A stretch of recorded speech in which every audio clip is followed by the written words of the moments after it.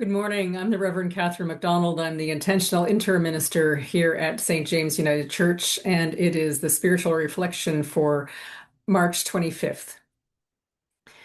So I just got back from Kenya. I was on a learning tour with the Canadian Food Grains Bank. We were visiting some of the projects that they and partners on the ground in Kenya are involved in.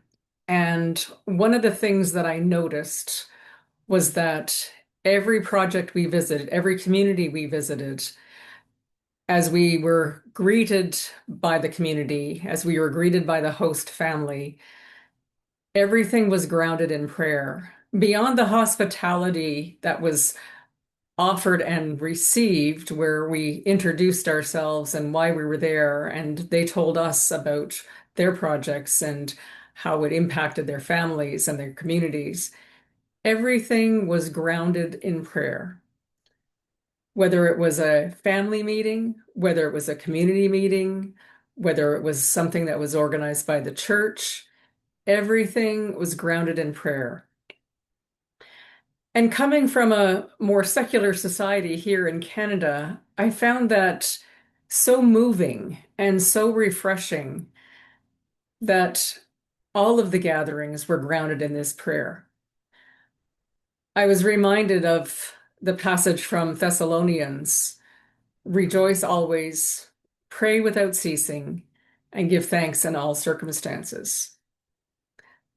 Some of the places that we visited are really struggling, and not all the places that we visited were founded in Christianity, but all of them prayed at the beginning of our gatherings, each one of them, whether we could understand it or not, as they prayed in their own language, and the prayers were not usually translated, but you could feel the sacredness permeating the air. And so I can't help but wonder what it would be like for us to ground ourselves more in prayer, or ground ourselves more prayerfully in our work, to pray without ceasing, to rejoice in all circumstances.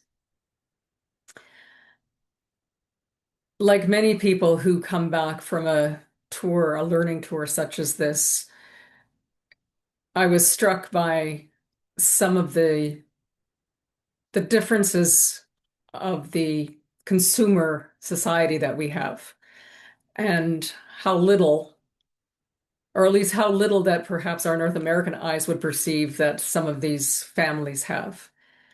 And yet these families greeted us with joy. They gave us the best seats. The women usually greeted us with dancing, and sometimes we were invited to dance along, not just invited, but almost compelled. But I love to dance, so that was a wonderful experience.